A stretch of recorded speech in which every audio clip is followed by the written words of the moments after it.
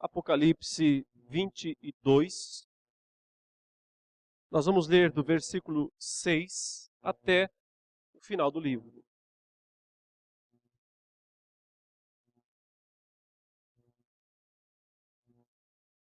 Apocalipse 22, versículo 6, diz assim: Disse-me ainda, estas palavras são fiéis e verdadeiras. O Senhor, o Deus dos espíritos dos profetas, enviou o seu anjo para mostrar aos seus servos as coisas que em breve devem acontecer. E eis que venho sem demora. Bem-aventurado aquele que guarda as palavras da profecia deste livro. Eu, João, sou quem ouviu e viu estas coisas. E quando as ouvi e vi, prostrei-me ante os pés do anjo que me mostrou estas coisas para adorá-lo. Então ele me disse: Vê, não faças isso. Eu sou conservo teu, dos teus irmãos, os profetas, e dos que guardam as palavras deste livro. Adora a Deus. Disse-me ainda: Não seles as palavras da profecia deste livro, porque o tempo está próximo. Continue o injusto fazendo injustiça. Continue o imundo ainda sendo imundo. O justo continue na prática da justiça e o santo continue a santificar-se. E eis que venho sem demora, e comigo está o galardão que tenho para retribuir a cada um segundo as suas obras. Eu sou o Alfa e o Ômega, o primeiro e o último, o princípio e o fim. Bem-aventurados aqueles que lavam as suas vestiduras no sangue do Cordeiro, para que lhes assista o direito à árvore da vida e entrem na cidade pelas portas. Fora ficam os cães, os feiticeiros, os impuros, os assassinos, os idólatras e todo aquele que ama e pratica a mentira. Eu, Jesus, enviei o meu anjo para vos testificar estas coisas às igrejas. Eu sou a raiz e a geração de Davi, a brilhante estrela da manhã. O Espírito e a noiva dizem: Vem. Aquele que ouve, diga: Vem. Aquele que tem sede, venha. E quem quiser, receba de graça a água da vida. Eu, a todo aquele que ouve as palavras da profecia deste livro, testifico. Se alguém lhes fizer qualquer acréscimo, Deus lhe acrescentará os flagelos escritos neste livro. E se alguém tirar qualquer coisa das palavras do livro desta profecia, Deus tirará a sua parte da árvore da vida, da cidade santa e das coisas que se acham escritas neste livro. Aquele que dá testemunho destas coisas diz: Certamente venho sem demora. Amém. Vem, Senhor Jesus. A graça do Senhor Jesus seja com todos. E assim nós concluímos a leitura deste livro tão especial, que Deus resolveu revelar por último no seu plano, no seu propósito. O último dos livros da Bíblia. 66 livros inspirados. Mas o último deles fecha com chave de ouro todo o cânon, toda a extensão dos livros considerados canônicos ou inspirados. Livros autoritativos, normativos, que trazem uma palavra que é norma para a igreja. Se nós não tivéssemos o Apocalipse, a Bíblia ficaria incompleta, com toda certeza. Muitos aspectos não teriam sido explicados. Questões cruciais, centrais do Evangelho não ficariam claras para nós. É só no último livro da Bíblia que nós temos certeza absoluta de que aquela antiga serpente, na verdade, era Satanás. Só em Apocalipse isso é esclarecido claramente. Só em Apocalipse nós ficamos sabendo a respeito do significado da árvore da vida e do fato de que Deus, que um dia preparou um jardim e tirou o homem desse jardim após o pecado e o lançou para viver no mundo, finalmente receberá esse homem outra vez, não apenas num jardim agora, mas em algo que extrapola totalmente aquilo que foi o passado. Um novo céu e uma nova terra, onde lá estará a árvore da vida, que é símbolo de vida eterna. Veja, não apenas de eternidade. Nesse sentido, eternidade, todos os seres humanos experimentarão. No céu, no novo céu e nova terra, ou no lago de fogo, todos experimentarão a eternidade de existência contínua, existência ad infinito, existência eterna. Mas quando se fala em vida eterna, se está caracterizando essa existência eterna como boa, como positiva. O outro lado da eternidade não pode ser chamado de vida eterna. E, na verdade, é chamado o outro lado de morte eterna. Porque é um morrer eterno, um estar eternamente separado da presença de Deus, da presença do Cordeiro de Deus. Aqui, no finzinho do fim, ou seja, no fim do livro de Apocalipse, nós mais uma vez encontramos uma espécie de resumo do livro inteiro. E para aqueles que acompanharam desde o início a exposição desse livro, sabem que vários números se destacaram durante o livro, mas um em especial. Um teve destaque maior do que os outros, e foi justamente o número 7. E esse número volta a aparecer aqui nessa parte final, que é a parte de diálogo após o versículo 5 encerrar toda a visão do novo céu e da nova terra, da nova Jerusalém. Então o versículo 6 começa o diálogo entre João e Jesus, entre João e o instrumento pelo qual Jesus revelou a sua palavra, que foi o anjo. E, para nossa surpresa, nós veremos mais uma vez aqui o número 7 aparecendo. Porque o Senhor Jesus dará 7 instruções a João e, consequentemente, à sua igreja. São 7 palavras finais de Cristo. Eu chamo 7 instruções finais de Jesus para a sua igreja antes que tudo se cumpra, antes que tudo aconteça. Cada uma dessas instruções vem carregada, cada uma delas, de alto teor teológico, mas também prático. Porque, acima de tudo, o que se quer, o que Deus quer com esse livro, é que ele seja prático, aplicável na vida do seu povo. E também o número 7 aparece de uma outra maneira, e essa eu confesso a vocês que eu só consegui descobrir há uns 20 minutos atrás, quando eu estava olhando o texto grego para tirar certeza disso. 7 vezes nesses versículos finais aqui do capítulo 6, do versículo 6 até o 21, aparece a palavra vem. Vem. No sentido de que ou o Senhor está vindo, ou Ele está convidando o seu povo a vir até Ele. Ou Ele vem até nós, ou nós vamos até Ele. Sobre isso, no final, eu farei uma aplicação bem específica, se eu lembrar.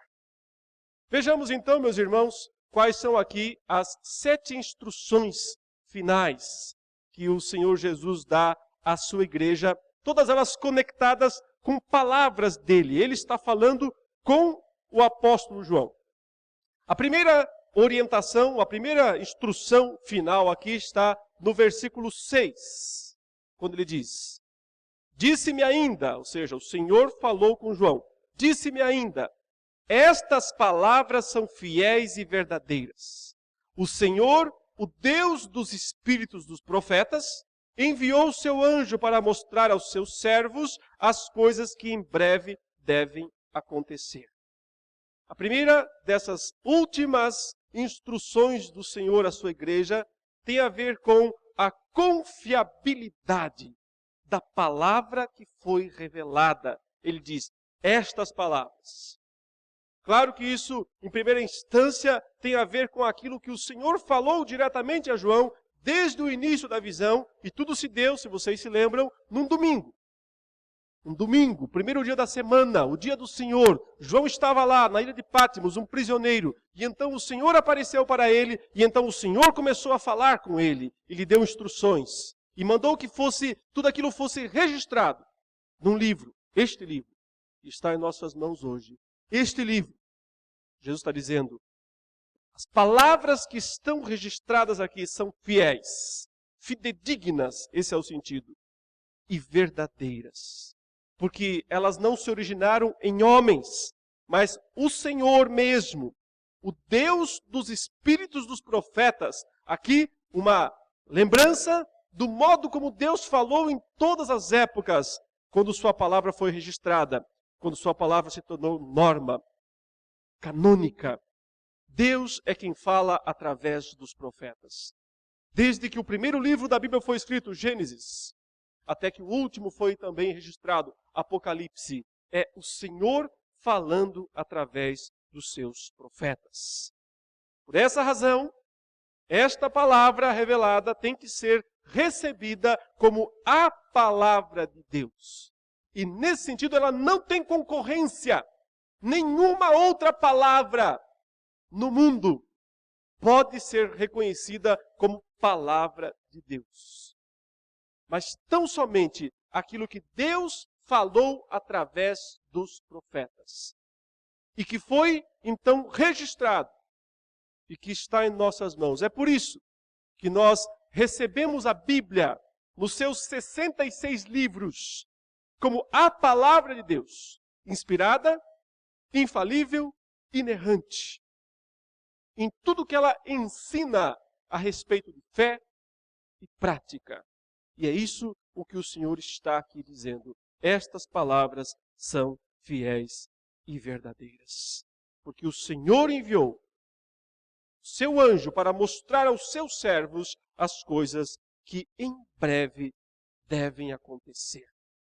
Em primeiro lugar, portanto, lembremos, meus irmãos, da fidedignidade desta palavra, do tesouro precioso que está em nossas mãos.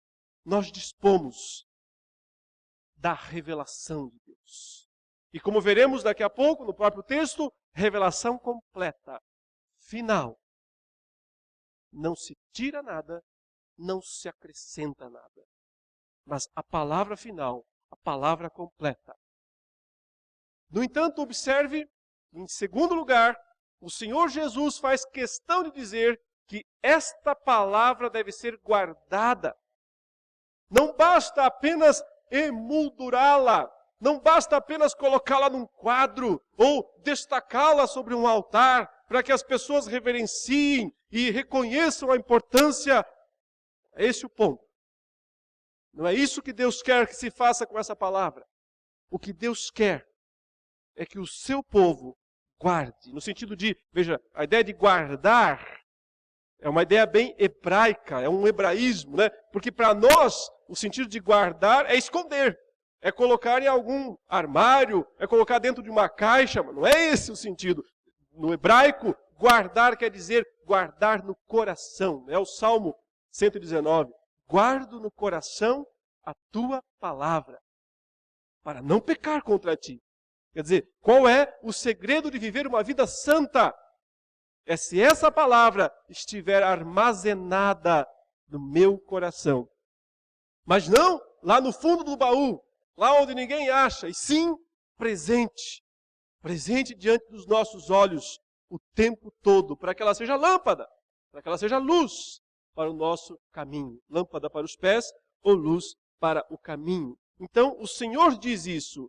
Bem-aventurado aquele que guarda as palavras da profecia deste livro. Aquele que pratica, aquele que tem em sua memória e guia a sua vida através destes princípios. E então, para ilustrar isso, vai acontecer uma cena um tanto quanto pitoresca aqui nos versículos 8, 9, 10. Uma cena estranha para o final de um livro tão glorioso. Observe que o João, então, toma a palavra, após ele ouvir 2 vezes o Senhor falar com ele, ele então toma a palavra e ele mesmo fala, ele mesmo registra, para registrar algo inglório. Ele diz: eu, João, sou quem ouviu e viu estas coisas. E quando as ouvi e vi, prostrei-me ante os pés do anjo que me mostrou estas coisas para adorá-lo. Eu confesso, meus irmãos, que a primeira vez, já faz muito tempo, que eu li esse texto, eu li essa passagem, quando eu cheguei nesse ponto eu parei, hã? O quê? O que João fez? Ele se prostrou diante do anjo. Ele se esqueceu de tudo aquilo que o Senhor já havia revelado ao longo de toda a Bíblia, que só há um digno de ser adorado, que é o próprio Deus. Ele se esqueceu do primeiro e do segundo mandamento, justamente o que vem em primeiro lugar, quando Deus diz: não terás outros deuses diante de mim, não farás para ti escultura alguma, imagem alguma, semelhança alguma do que é em cima no céu, lá tem anjos, não pode fazer, nem embaixo da terra, nem lá nas águas, quaisquer que sejam os animais, não as adorarás, que é o sentido de se prostrar, não lhes darás culto, porque eu sou o Senhor teu Deus, o Deus zeloso, que visita a iniquidade dos pais e dos filhos, até a terceira e quarta geração daqueles que me aborrecem. Esqueceu? Isso é impressionante, não é? Porque nos mostra a fragilidade do ser humano. Mesmo o último dos apóstolos, o homem que se reclinou sobre o ombro de Jesus, o homem que recebeu a maior porção da revelação de Deus, sim, porque ele recebe aqui a revelação final, tem um instante final de loucura. Que outra palavra eu posso usar senão dizer de bobeira? E se prostra diante do anjo e recebe uma reprimenda clara, direta do anjo. Quando o anjo diz o seguinte para ele: pare com isso. Esse é o sentido. Vê, não faça isso. Quer dizer, olha o que você está fazendo. Perceba o que você está fazendo. Pare imediatamente. Por que é que o anjo impede João de fazer aquilo? Porque o próprio anjo explica, ele diz: eu sou um conservo. Eu sou um servo igual a você. Esse é o sentido do texto, da palavra original. Eu sou um servo igual a você. E talvez aqui seja o mais puro, o mais perfeito, o mais poderoso dos anjos, porque foi ele que trouxe a revelação a João. Eu sou apenas um servo igual a você. Igual aos profetas, igual a qualquer pessoa que guarda as palavras da profecia deste livro. Nós somos os mesmos servos. Qualquer pessoa que guardar as palavras da profecia desse livro está no meu nível. Mas Deus está em outro nível. Por isso ele diz: adora a Deus. Uma ordem frontal, firme e final. Adora a Deus. Um grande alerta contra idolatria. E observe que, mesmo o mais santo dos homens, o mais inspirado dos homens, corre o risco, sim, de se esquecer de tudo aquilo que ele já aprendeu, de tudo aquilo que já foi revelado, do próprio primeiro mandamento. Não tem coisa mais central para João lembrar, não tem algo mais presente na vida dele do que o primeiro mandamento. E no final da Bíblia, ele se esquece disso. Isso nos ensina, sim, meus irmãos, aquilo que a Bíblia fala de forma muito repetitiva. Cuidado. Quem está em pé, cuidado. Cuidado, porque a chance de cair é altíssima para qualquer pessoa. Basta se desviar do que está escrito. Basta se esquecer, ainda que só por um segundo, do que está escrito. Vê o que ele diz? Não adianta só ter a Bíblia emoldurada em algum lugar. Não adianta colocá-la num quadro. Não adianta reconhecê-la. Precisa guardá-la. Precisa estar presente no coração. Ou então, no momento de bobeira, no minuto de bobeira, você põe tudo a perder e segue seus instintos. E ao seguir seus instintos, põe tudo por água abaixo. Porque é até compreensível a razão de João se prostrar diante do anjo. Ele estava assim, talvez embasbacado. Ele estava impressionado. Por quê? Porque ele recebeu toda aquela gama de revelações. Ele viu todas aquelas cenas extraordinárias, fantásticas. E tudo isso foi por intermédio do anjo. Era o anjo dizendo, olha para lá, olha para cá, agora vê isso, agora vê aquilo. O anjo mostrou tudo isso para ele. E então o anjo terminou e disse assim, agora veja Jerusalém celeste, agora veja o novo céu e a nova terra. E o João viu aquilo lá, e o anjo disse, agora acabou. Fim. Acabou a cena, o João fica meio bambo ali, depois de ter visto tudo aquilo. E aí ele fica sem saber o que fazer. Ele olha para o anjo e diz, você é o cara, e vai se prostrar diante do anjo. Se esqueceu. Esqueceu do que estava revelado. Esqueceu da palavra, daquilo que foi dito há muitos anos, há muito tempo atrás. Então, essa cena ilustra para nós aquilo que o Senhor diz no versículo 7. Eu venho sem demora, fica atento, fica acordado, não se deixe maravilhar, não durma, porque senão você não vai guardar as palavras da profecia desse livro. Mas bem-aventurado é aquele que guarda as palavras da profecia desse livro. Já tivemos aqui, meus irmãos, duas palavras, duas instruções de Cristo. A primeira testando sua palavra, veracidade, fidedignidade. A segunda dizendo que ela tem que ser guardada. Ou então, se ela não for guardada, há risco de que nós coloquemos tudo a perder. E pode ser que seja isso no fim. No último instante, alguém pode botar tudo a perder se esquecer daquilo que está revelado, daquilo que o Senhor Deus revelou.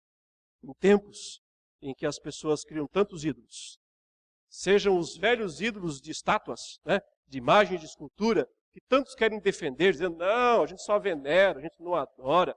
Se prostrou diante, adorou.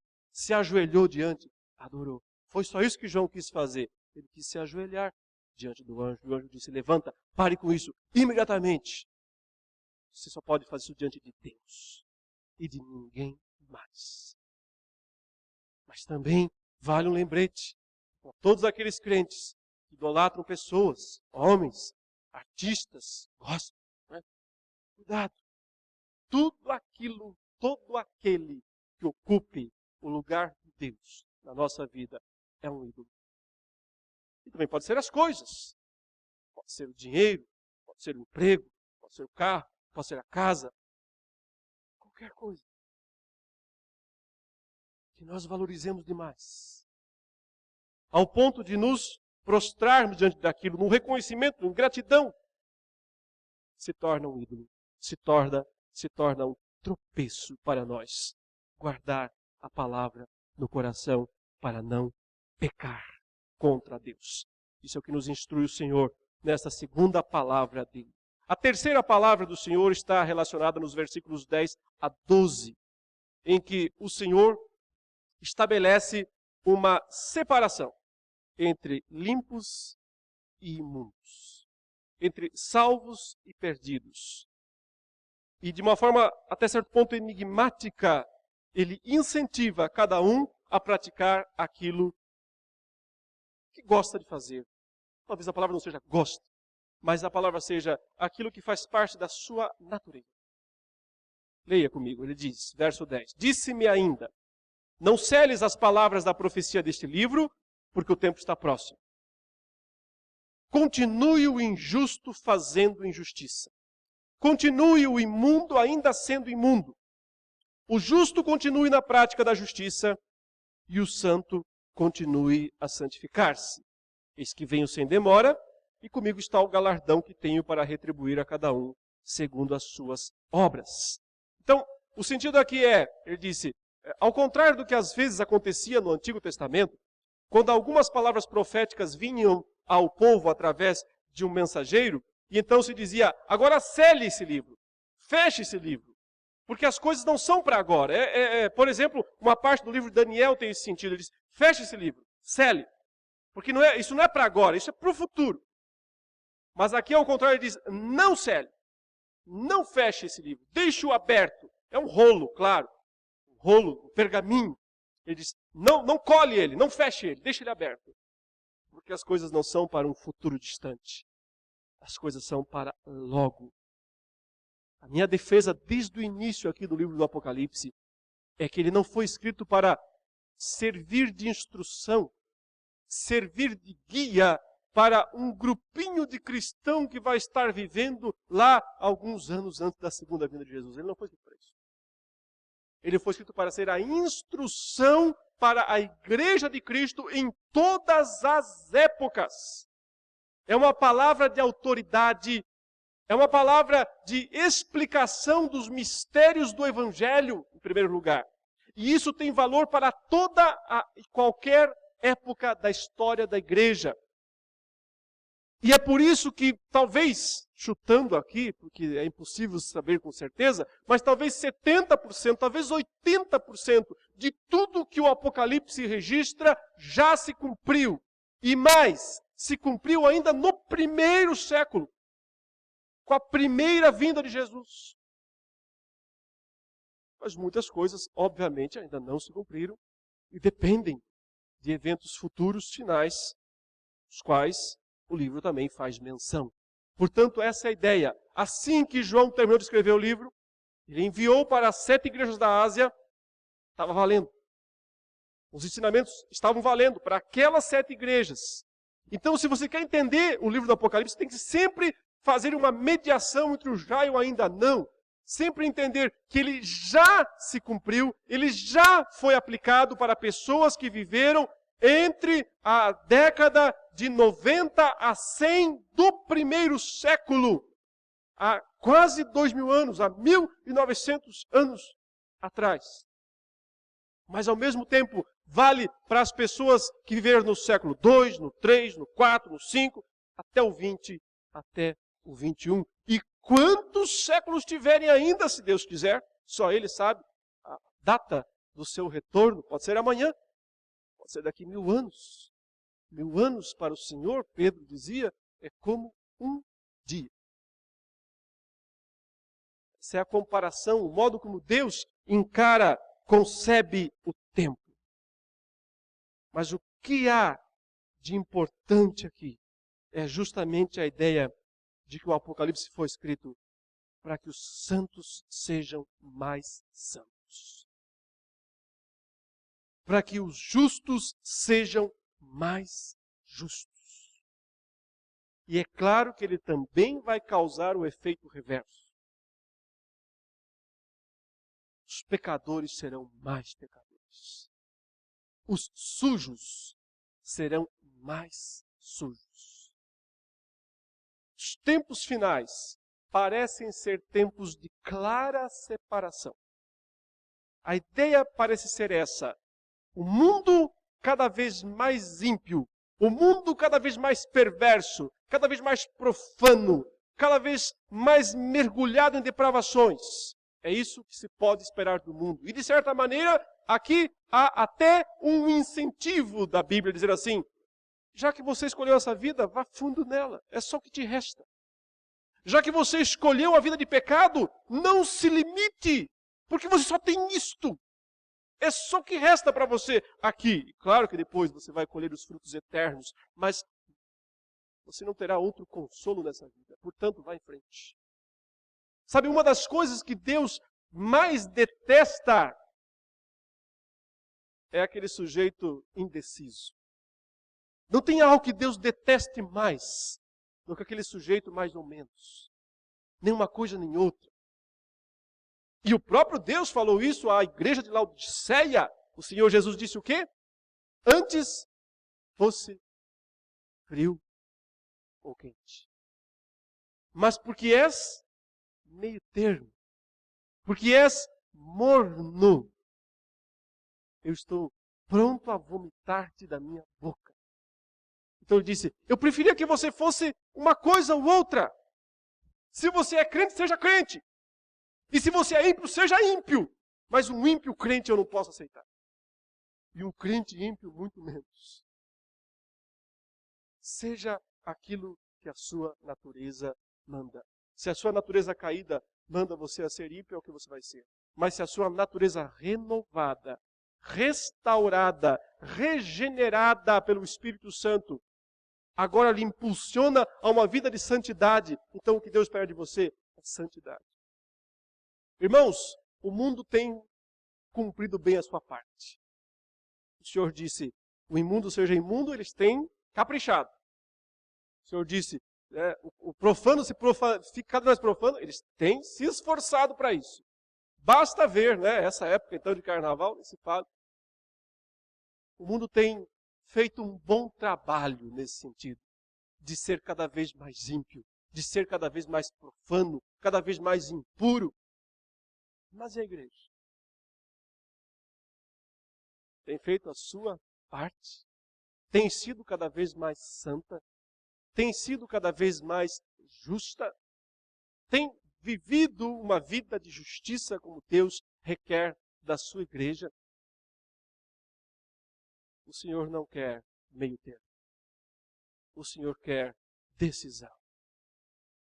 Pior coisa na palavra de Deus se chama hipocrisia. A palavra hipocrisia, e ele falou já no capítulo 22, que os hipócritas ficam de fora, a parte que lhes cabe no lago que arde com fogo e enxofre. Hipócrita, hoje é uma palavra forte, né? Usar esse termo é forte, mas simplesmente na época significava ator. Ator. Ele diz que os atores ficam de fora.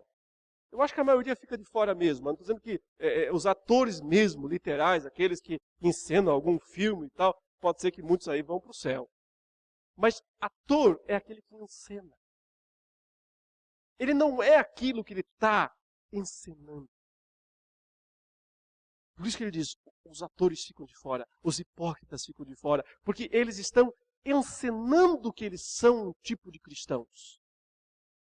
É o famoso cristão de aparência, aquele que parece para os outros que é verdadeiro, mas lá no seu coração não é.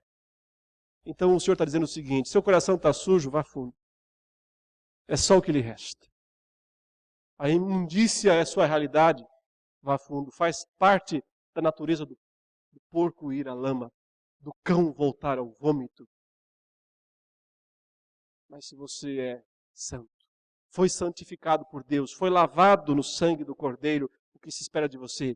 Mais pureza, é mais santidade, é mais consagração, é mais justiça, porque o Senhor quer separação entre limpos e sujos, entre santos e perversos. O Senhor espera compartilhar a santidade dele com o seu povo, porque ele diz, sede santos, eu sou santo. A razão última da santidade que é possível ao povo de Deus é por causa da santidade do próprio Deus. Em conexão a isso, o Senhor deixa claro, em quarto lugar, quem entra e quem fica de fora. Isso está aí nos versículos 13 a 15, em que ele mais uma vez se pronuncia dizendo, eu sou o alfa e o ômega, o primeiro e o último, o princípio e o fim, usando aqui termos, primeiro, alfa é a primeira letra do alfabeto grego, não é? E ômega é a última letra do alfabeto grego. Quando ele fala eu sou o alfa e o ômega, é o sentido que a seguinte palavra diz, né? O primeiro e o último. E aqui está no sentido de cronologia mesmo. Primeiro e último. Quase como se fossem números, né, cardinais. Porém, a próxima expressão, quando ele fala o princípio e o fim, agora ele usa um outro tipo de termo que não tem a ver tanto com contagem de tempo, mas tem a ver com propósito. Eu sou o princípio, então eu sou a origem, eu sou a fonte de todas as coisas. E a última palavra que ele usa é eu sou o escatom. É daí que vem a nossa palavra escatologia, que nada mais é do que o estudo do fim, o estudo das últimas coisas. Por isso ele fala, eu sou o princípio, protos, e eu sou o escatom, eu sou o fim, no sentido de finalidade, de consumação. O Senhor é o alfa, primeira letra, o ômega, última letra. É o número 1 de toda a história, e se tiver um final, ele é fim de toda a história, de todo o tempo. E ele é a fonte de todas as coisas, o princípio, e ele é também o escatom, o fim, a consumação de todas as coisas. E ele, que é tudo isso, diz algo fundamental. Quem entra no seu escatom, quem entra no seu propósito final e quem fica de fora. Ele diz, os que entram, versículo 14, os que ficam de fora, versículo 15. Os que entram são bem-aventurados, porque lavam as suas vestiduras no sangue do Cordeiro, para que lhes assista o direito à árvore da vida e entrem, olha aí, entrem na cidade pelas portas. Agora, do outro lado, quem não entra na cidade pelas portas? Quem fica de fora? Fora ficam os cães, os feiticeiros, os impuros, os assassinos, os idólatras e todo aquele que ama e pratica a mentira.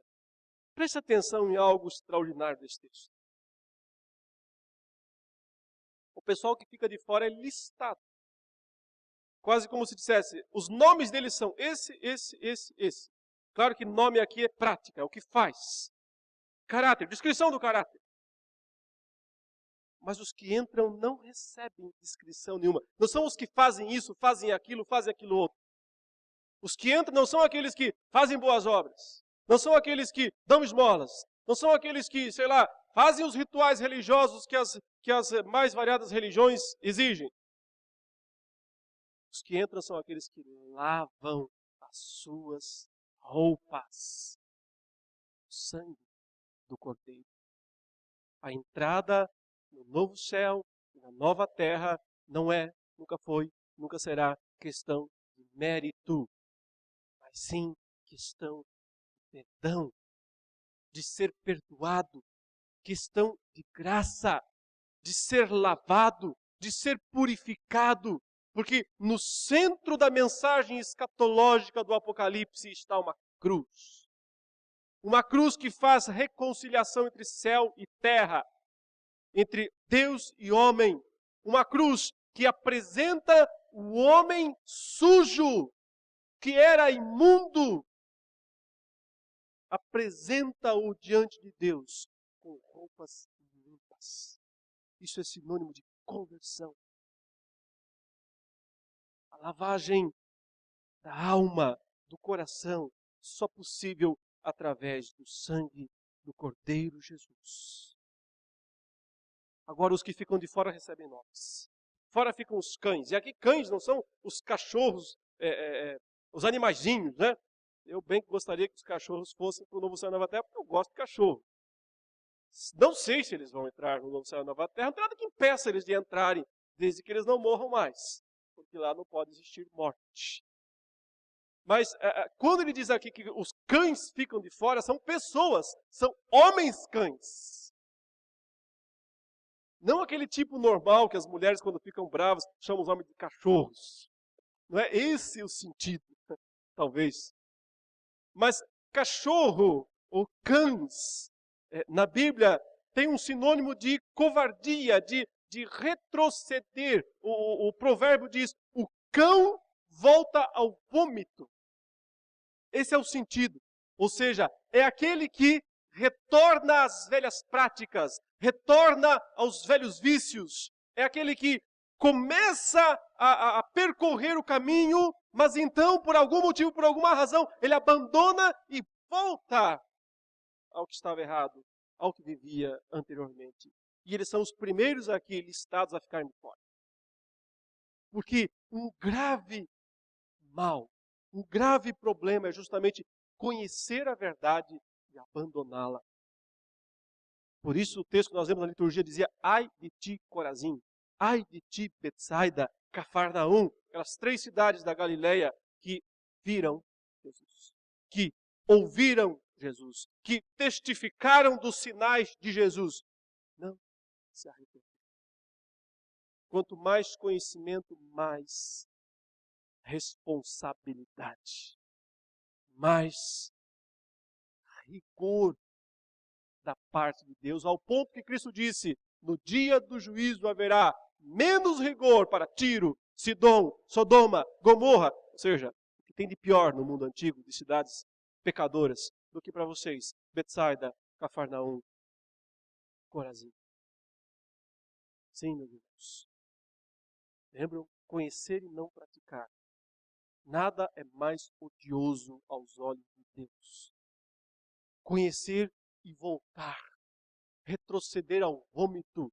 Voltar aos vícios. Voltar à velha vida. Quem faz isso está fora. É o primeiro a ficar de fora. Além deles, ele diz que também necessariamente vão ficar de fora os feiticeiros. Feiticeiros aqui, ele usa uma palavra curiosa, né? Ele diz os farmacoi. Da onde vem a nossa palavra farmácia? Porque no mundo antigo, os farmacêuticos, na verdade, eles eram chamados de feiticeiros.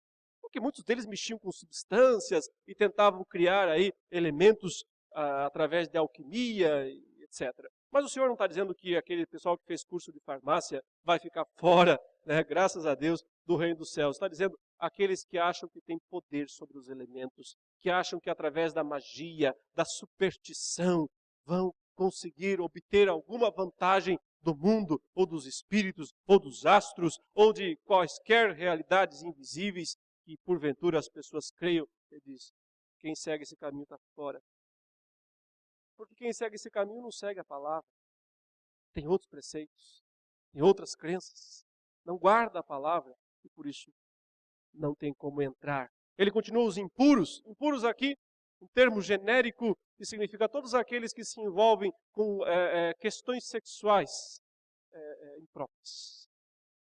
E na verdade, para a Bíblia só tem uma espécie de relacionamento sexual aceitável no casamento. Qualquer outro tipo. No casamento entre um homem e uma mulher. Claro, é o único lugar em que a Bíblia autoriza. Fora disso, qualquer outro tipo de relacionamento chama-se impureza, ele diz. Ficam fora. Na sequência, ele diz que também ficam fora os assassinos, aqueles que matam. E Jesus disse que matar não é só matar fisicamente, mas matar com palavras e até com pensamentos. Quando se despeja a ira que nós sentimos sobre os outros. Uma quebra do mandamento que diz: não matarás. Os idólatras que o João acabou de imitar, quando se prostrou diante do anjo, os idólatras ficam fora. E genericamente ele fala: todo aquele que ama e pratica a mentira. Todo aquele, qualquer um. A ideia é que dá preferência na sua vida, é amigo da mentira. Amar e praticar a mentira é amigo do falso, da falsidade, não é amigo da verdade. Pergunta: sobra alguém? Alguém entra nesse céu? Só quem lava suas vestiduras no sangue do Cordeiro. Porque todos aqueles que lavaram as suas vestiduras no sangue do Cordeiro eram cães, eram assassinos, eram feiticeiros, eram idólatras, eram impuros. Amavam e praticavam a mentira. É por isso que eles não têm mais nomes agora. Eles só são aqueles que lavaram as suas vestiduras. Eles não são mais chamados pelos velhos nomes do pecado, ou dos pecados que realizavam, mas agora são chamados por um nome que está acima de todo nome. São chamados pelo nome do Redentor, o nome de Jesus Cristo, que deu sua vida pelos seus pecados. E assim se define quem entra, quem fica de fora. As 3 últimas palavras do Senhor, agora apresso um pouco, ele diz o seguinte: nós temos ainda um convite final do Senhor, um estabelecimento do fim da profecia e, por fim, uma última garantia. São as 3 últimas palavras do Senhor. Veja que os versículos 16 e 17, no fim do fim, o Senhor ainda faz um convite. O Senhor, na sua misericórdia, na sua graça, na sua compaixão, ainda vai fazer um convite às pessoas. Eu, Jesus, o Senhor agora toma a palavra e fala pessoalmente, enviei o meu anjo para vos testificar estas coisas às igrejas. Eu sou a raiz e a geração de Davi. Dois termos importantes. Raiz é aquele tronco, aquele pedaço de raiz que ficou na terra. Depois que a árvore foi derrubada, ficou lá um broto, ficou lá uma raiz. Jesus diz, eu sou essa raiz de Davi. Ou seja, Deus prometeu no Antigo Testamento que um filho de Davi se assentaria eternamente no trono. Mas Israel foi varrido do mapa. A floresta chamada Israel foi cortada do mundo. Mas, dizemos assim, a floresta Davi, família de Davi, foi arrancada. Mas ficou lá uma raiz, enterrada, escondida na terra. Ela brotou. Isto é Jesus Cristo. Aquele que vem cumprir as promessas antigas. Eu sou a raiz e eu sou a família de Davi, ele fala. Geração é família. Eu sou a família de Davi. Eu estou aqui, eu sou Davi em pessoa, eu sou o verdadeiro cumprimento de todas as promessas feitas a Davi. E eu sou também a brilhante estrela da manhã. A ideia é, a noite passou. Quando você enxerga aquela última estrela, a última que aparece, as outras todas se apagaram. E você enxerga aquela última estrela brilhante. Eu sou essa estrela. Claro que isso é um simbolismo. É o símbolo de que a noite passou. Um novo dia está raiando. O dia de Deus que está chegando. Da nova era, da era vindoura, do novo céu e da nova terra. Mas é curioso que no Antigo Testamento, provavelmente, outro usou esse termo. Provavelmente o próprio Satanás tinha esse título, Estrela da Manhã. Está lá em Isaías 14, quando fala que Satanás, ou o rei de Babilônia como uma figura de Satanás, era a estrela da manhã. Mas aquela se apagou. E se apagou para sempre nas trevas do mal.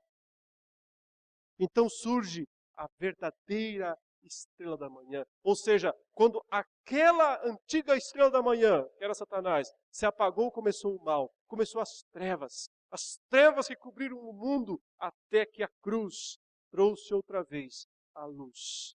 Cristo brilha como a estrela derradeira, como a estrela final. Faz com que a noite acabe e raie o sol da justiça no novo e perfeito tempo que está para começar.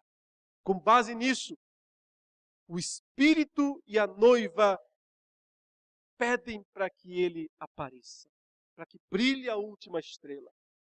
O Espírito é o Espírito Santo, que veio substituir Jesus. Jesus voltou para o céu e mandou o Consolador para estar com a sua igreja, com o seu povo. Então, a junção do corpo e do espírito. O corpo é a igreja, nós, pessoas, indivíduos, nós somos a noiva. O Espírito que está em nós é o Espírito Santo. Esses dois elementos juntos oram, fazem um pedido, que deve ser aqui o quinto dos vem da série de 7 que nós temos nesses versículos. Ele diz, o Espírito e a noiva dizem, vem. Sempre, essa é a oração máxima da igreja. Não tem oração que Deus mais queira ouvir do que a oração da comunidade escatológica, da comunidade que espera o fim, a consumação, que não se contenta em viver no tempo presente, mas espera o fim, o futuro. E por isso, essa comunidade, esse corpo, essa noiva, quer receber o noivo, ela não quer viver longe do noivo, ela não suporta estar afastada do noivo. Ela e o Espírito conjuntamente pedem para que ele venha. Aí há um outro termo que diz, aquele que ouve, diga, vem. Então, reforce essa oração. Todo aquele que vai fazer parte, todo aquele que entra nesse corpo, que vai fazer parte dessa noiva, não pode interromper este pedido. Não pode parar esse pedido. Essa oração tem que se multiplicar em cada pessoa, em cada alma, em cada coração, na igreja como um todo, pedindo que o Senhor volte, que o Senhor venha. E aí o próprio Senhor, que ouve sua igreja dizendo, vem, Senhor, Ele faz um convite também. Aquele que tem sede, venha. E quem quiser, receba de graça a água da vida. No fim do fim do fim, o Senhor ainda tem um convite de graça aos sedentos. Aqueles que reconheceram que sua vida por si só não tem sentido. Que nunca encontrarão a água que sacia sua sede nas coisas desse mundo. Aqueles como aquela mulher pecadora de Samaria, ao lado do poço de Jacó, que quando Jesus disse, eu tenho uma água que pode matar a sua sede para sempre, ela disse, eu quero desta água. Aquela que reconheceu que os seus 5 maridos não saciavam a sua sede.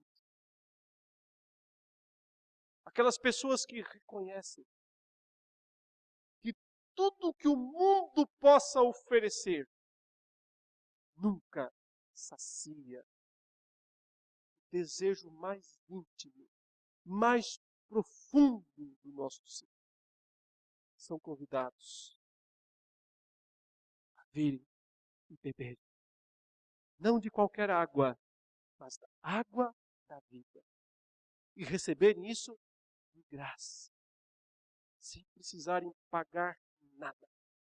Receberem de graça o maior dos dons, o maior dos presentes, a água da vida.